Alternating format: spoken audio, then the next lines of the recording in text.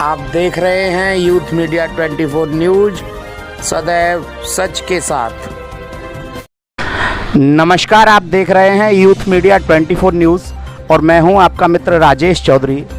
आज मेरे साथ हैं हमारे चैनल के मेहमान कालीचरण जी, व्यापार मंडल के अध्यक्ष हैं, वरिष्ठ कार्यकर्ता भाजपा, उपाध्यक्ष का भी पद है इनके पास नगर में। नमस्कार, आपका स्वागत है हमारे चैनल। नमस्कार। आज हम आपसे 3 क्वेश्चन पब्लिक की ओर से करना चाहते हैं, उनका जवाब देना है। जी बताइए। पहला, रसोई गैस की बहुत ज़्यादा कीमतें बढ़ी हुई हैं। इस पर आप क्या कहेंगे कि ये रसोई गैस की कीमतें आम आदमी के लिए कम होनी चाहिए, नहीं होनी चाहिए? सब्सिडी के नाम पे 15 से 20 रुपये मिलते हैं और वो भी 18 रुपये कभी कभी आते नहीं हैं। क्या कहेंगे इसके बारे में, ये जो कीमतें इतनी रसोई गैस की बढ़ी हुई हैं? राजेश जी, मैं रसोई गैस के विषय में आपको बता देना चाहता हूँ कि आज से 4 साल पहले, 4 साल पीछे आप लौटिए, जब रसोई गैस लेने के लिए गांव देहात से व्यक्ति आता था तो कितने कितने घंटे की, कितने कितने समय की, कितनी कितनी लंबी लाइनें लगती थी और कितने समय उसको इंतज़ार करना पड़ता था।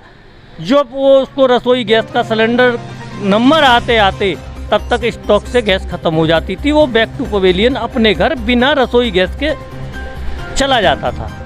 तो आप मुझे ये बताइए कि उस समय मज़दूर गैस लेने आ रहा है और पूरा समय, पूरा दिन उसने अपना अगर बर्बाद कर दिया, फिर भी उसको गैस नहीं मिली तो वो बैक टू पवेलियन चला गया। अगले दिन फिर उसको गैस लेने आना पड़ा। तो आप मुझको ये बताइए कि आज गैस की समस्या कहाँ है और किस तरह की समस्या है। आप एक फ़ोन घुमाइए, गैस आपके घर पहुँचेगी। आपको लाइन में लगने की तो छोड़िए कि आपको गैस एजेंसी का मुंह तक नहीं देखना पड़ रहा। तो आप कैसे कह रहे हैं गैस की किल्लत है? ये प्राकृतिक रिसोर्स है, प्राकृतिक के द्वारा हमें ये गैस मिल रही है। वो कंपनियों के उत्पादन के ऊपर है। जब हो सकता है कम हो, ज़्यादा हो। आपके क्वेश्चन का तो ये आंसर है। इसमें लाइन लगने और लाइन न लगने का मेरा प्रश्न नहीं है। मेरा सिर्फ प्रश्न है आपसे सीधा सीधा कि आखिर रसोई गैस की कीमतें इतनी क्यों बढ़ गई? और सब्सिडी, जब कहा था कि रसोई गैस की अगर हम फुल्ली कीमत बढ़ा रहे हैं, ये वादा सरकार ने किया था, आप सरकार के नुमाइंदे हैं, और ये भी कहा था कि हम आपकी सब्सिडी सीधे खाते में भेजेंगे, लेकिन सब्सिडी के नाम पर 18 रुपये वो भी पहुंचती नहीं है। किसी का आधार कार्ड लिंक नहीं है। वो अब व्यवस्थाएँ, गैस मैं भी लेता हूँ, मेरे 18 रुपये आते हैं। मैं प्रैक्टिकली बात कर रहा हूँ। आखिर इतनी ज़्यादा, मेरा सिर्फ एक ही क्वेश्चन कि इतनी ज़्यादा रसोई गैस की कीमतें क्यों? मुझे पीछे और आगे नहीं ले जाइए। क्या कब कम हो सकते हैं ये? मैं आपको बता देना चाहता हूँ कि आप एक उपभोक्ता हैं, मैं भी एक उपभोक्ता हूँ। जिस समय गैस की कीमतें, उत्पादन वाली बात कही कि ये एक प्राकृतिक स्रोत है या उत्पादन स्रोत है, पहले भी पूर्व में सरकारें नहीं, केंद्र में भी सरकारें नहीं। क्या उत्पादन क्षमता पहले कमज़ोर थी? हमारे आने से उत्पादन क्षमता बढ़ी है या कमज़ोर पड़ी है? आपके पहले आंसर का जवाब। मेरे कीमतों के बारे में बताइए मुझे सीधा सीधा। जो सवाल किए, पहले सवाल का जवाब आपको उत्पादन क्षमता, प्राकृतिक स्रोत। दूसरा सवाल आपका कीमतें बढ़ी या घटी, आपका सवाल है। मुझको आप ये बताइए कि पहले सिलेंडर कितने रुपए का मिलता था, आज सिलेंडर कितने रुपए का मिल रहा है? रहा बस सवाल सब्सिडी आती है या नहीं आती। मैं ये कह रहा हूँ कि जो सच्चा देश का नागरिक है, जो संपन्न है, उसने सब्सिडी अपने आप सरेंडर कर दी। उसको सब्सिडी लेने की इच्छा नहीं थी, उसने लिख के दे दिया। उनके खाते में सब्सिडी नहीं आ रही। सब्सिडी जितनी भी आ रही है बैंक के खाते में सीधी जा रही है। हमारी सरकार घोषणाएं नहीं करती, हमारी सरकार संकल्प लेती है, और संकल्प लेने में और घोषणाएं करने में बहुत बड़ा फ़र्क होता है। इसलिए आपको महंगाई दिख रही है, महंगाई है कहाँ? आप मुझे ये बताइए कि अभी जो पेट्रोल के दाम बढ़े हुए हैं, कच्चे तेल की कीमतें कम है, पूरा देश जानता है, और वर्तमान सरकार में इतने ज़्यादा दाम हैं आम आदमी जिनके पास कुछ सहूलियतें हैं, छोटे मोटे वाहन हैं, वो बहुत इसको करा रहा है। व्यापारी पे तो कोई फ़र्क पड़ना ही नहीं है, उसका तो माल इतने का आया, प्रॉफिट लगा के आगे बेच देता है। लेकिन जो आम आदमी की मजदूरी नहीं बढ़ पाई, कोरोना काल में नहीं अपना पालन पोषण नहीं कर पा रहा है, भरण पोषण, वो इतनी महंगी पेट्रोल नहीं खरीद पा रहा है। इसके बारे में क्या कहेंगे कि पेट्रोल के दाम कम होंगे या इसी तरह रहेंगे?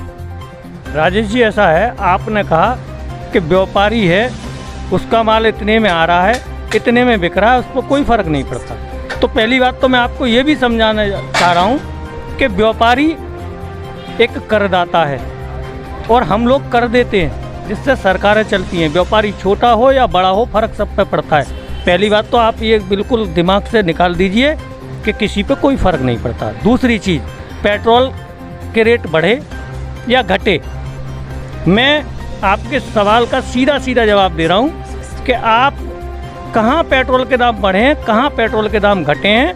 पहले किसान को कितना डीजल अपने इंजन और ट्रैक्टर में फूंकना पड़ता था, और जिस समय से भाजपा सरकार केंद्र और यूपी में आई है, उस समय से कितनी बिजली बढ़ी है, कितना बिजली का उत्पादन बढ़ा है, कितनी बिजली ज़्यादा मिल रही है, कितने डीजल की खपत किसान की और व्यापारियों की कम हुई है। आप उसके आंकड़े भी देख लीजिए। मैं आंकड़ों की बात नहीं कर रहा हूँ, मेरी बात सुन लीजिए। मैंने आपसे कीमतों के बारे में पूछा। आप नगर पे वरिष्ठ भाजपा नेता भी हैं और व्यापार मंडल के अध्यक्ष भी हैं। मैंने सिर्फ कीमतों के बारे में पूछा और हम कीमतों पे बात कर रहे हैं। कच्चे तेल की कीमत कम है और उसकी ज़्यादा है, पक्के तेल की कीमत बहुत ज़्यादा है। इस बात को पूरा भारत जानता है। मेरा फिर क्वेश्चन वही है, और मैं आपके आंसर क्वेश्चन जो आपने कर दिया मुझसे, क्वेश्चन मैं पूछने आया था, लेकिन आपने मुझे बता दिया कि भाई किसान को कितना फ़ायदा हुआ। मैं कह रहा हूँ डीजल की कीमतें बढ़ने से किसान को एक बार अगर ट्रैक्टर की टंकी फुल करवाता है तो उसमें 2000 रुपये, 2200 रुपये कम से कम पहले की अपेक्षा, पिछली सरकारों की अपेक्षा आज उसे ज़्यादा भुगतान करना पड़ रहा है। मैं किसान की बात ही नहीं कर रहा हूँ, मैं आम आदमी की बात कर रहा हूँ। आम आदमी को पेट्रोल की कीमतों से जूझना पड़ रहा है और वो लेने में असमर्थ भी। प्रश्न सीधा सीधा ये है कि आज देश में बेरोजगारी इतनी है, हर लोग परेशान हैं। मार्केट पूरा, मैं वहाँ से आया, बड़े चौराहे थे और यहाँ तक आपके पास चलकर आया, पूरा मार्केट खाली है और यहाँ सिर्फ चाचा जी अपने शीशे वीसे काट रहे हैं। और यहाँ से वहाँ तक जो दुकानें हैं, आप दिखाइए ज़रा, कैमरामैन से कहूँगा कि दिखाएं, दुकानों पे ग्राहक नहीं है। आखिर क्या फ़र्क पड़ा? दुकानदार अपने सही से बिजनेस कर पा रहे हैं, नहीं कर पा रहे हैं? सारी दुकानें खाली पड़ी हैं, कस्टमर नहीं है, बाज़ार पूरा सूना पड़ा है। सोमनाथ रोड जो है, मैं वहाँ से चल के आया। क्या क्या फ़र्क पड़ा? व्यापारियों को कुछ ऐसा लग रहा है कि नहीं चल रहा है सही से अर्थव्यवस्था? ऐसा है राजेश जी, व्यापार के बारे में मैं आपको बता देना चाहता हूँ। आप अध्यक्ष हैं व्यापार मंडल के, खैर के, आपको बिल्कुल निष्पक्ष तरीके से, क्योंकि आपके भी सभी व्यापारी भाई आपको सुनेंगे, हमारे चैनल के माध्यम से देखेंगे, आपको पूर्ण निष्पक्ष तरीके से बताएं, किसी को भ्रमित ना करें, चाहे वो किसी भी पार्टी दल का हो, उससे कोई लेना देना नहीं। आपकी सत्यता सुनने के लिए सभी हमारे चैनल का इंतजार करेंगे। देखिए राजेश जी, पहली बात तो मैं ये बता दे रहा हूँ, व्यापार मंडल का मैं अध्यक्ष हूँ और अध्यक्ष किसी पार्टी विशेष का नहीं होता, और अध्यक्ष का पद एक संगठन का पद है और व्यापारियों का एक संगठन गैर राजनीतिक संगठन है। मैं भी एक व्यापारी हूँ अध्यक्ष के साथ साथ। ये जो 4 महीने का बाज़ार में मंदा आता है, ये हर वक्त और हर समय हर सरकार में आता है। जिस समय से कनागत ख़त्म होते हैं, नवरात्रि शुरू होती है, बाज़ार में उठान शुरू हो जाता है। बाज़ार में व्यापार यथास्थिति यथासंभव सुचारू रूप से चल रहे हैं, कहीं किसी व्यापार में कोई दिक्कत नहीं है। ये समय बरसात का जो आता है, ये हर व्यापार पे असर डालता है और सदियों से ये होता चला आ रहा है। इस चीज़ का न महंगाई से कोई फ़र्क है, न जीएसटी से कोई फ़र्क है, न किसी चीज़ से फ़र्क है। कोई व्यापारी नहीं, सभी व्यापारी अपना व्यापार पूर्ण संतुष्टि के साथ कर रहे हैं। तीसरी चीज़, पहले व्यापारियों का शोषण जो होता था वो साहूकार लोग करते थे, जिन्हें 5 रुपये और 7 रुपये सैकड़े की ब्याज पे पैसा लेना पड़ता था। उनसे निजात दिलाने के लिए हमारी सरकार ने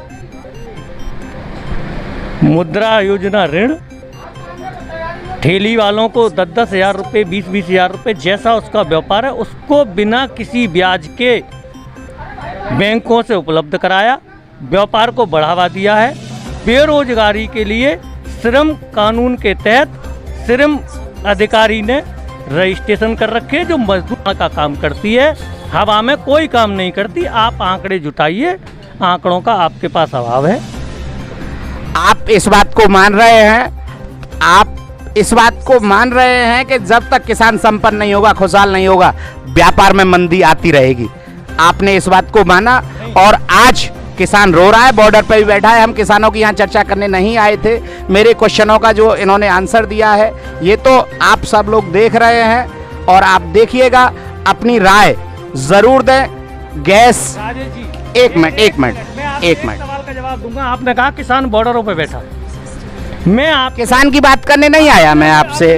एक मिनट बोला किसान बॉर्डरों पर बैठा है, मैं आपकी बात से सहमत हूँ और आपकी इस बात का जवाब भी दूंगा।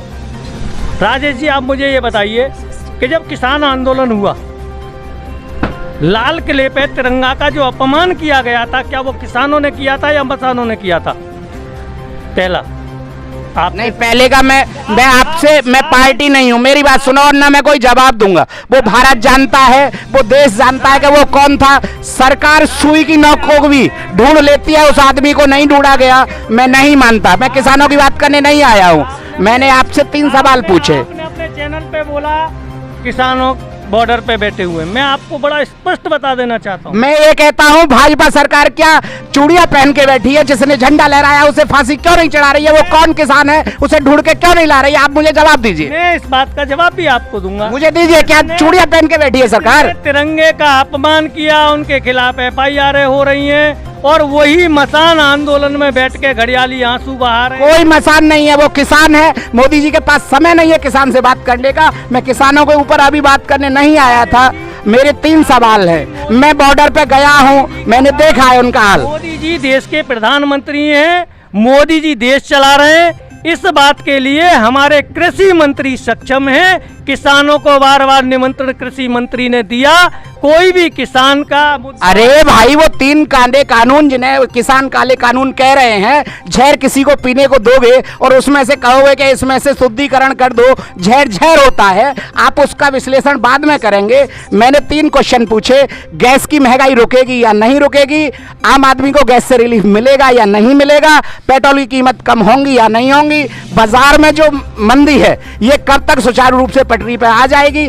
आपसे 3 क्वेश्चन किए। मैं ना किसानों की बात यहाँ कर रहा हूँ, बात करूंगा तो बॉर्डर पे जाके करूंगा, बात करूंगा तो आम आदमी के बीच में जाके करूंगा, बात करूंगा उस दिन डिबेट में बुलाऊंगा। आज आप उस चीज को नहीं भड़काइए। किसान, आपने माना कि किसान संपन्न है, किसान खुशहाल है। किसान खुशहाल नहीं है, किसान संपन्न नहीं। उसका DAP के रेट बढ़ा दिए, उसके DAP के रेट बढ़ा दिए। आपने कहा उसको दाम नहीं मिल रहा है फसलों का। पहले मैं आपको एक चीज बड़े स्पष्ट बता देना चाहता हूँ। आप या तो कहने के बाद भूल जाते हैं या आपको आंकड़ों की जानकारी का अभाव है, ये मैं पहले भी कह चुका हूँ। और मैं ये भी मानता हूँ कि आप पत्रकार हैं, समाज के चौथे स्तंभ हैं।